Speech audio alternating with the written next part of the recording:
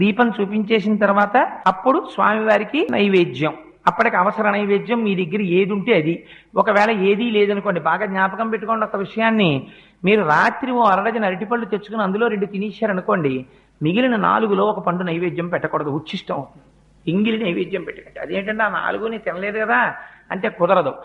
ఒకే అంచుకు వేలాడుతున్నటువంటి పళ్ళలో కొన్నిటిని మీరు తిని కొన్నిటిని నివేదన చేయడానికి వీలు లేదు. కానీ ఒక అరడజన అరటిపళ్ళు తెచ్చి 2 తుంపి పూజ గదిలో పెట్టి 4 పళ్ళు మీరు తింటే దోషం లేదు.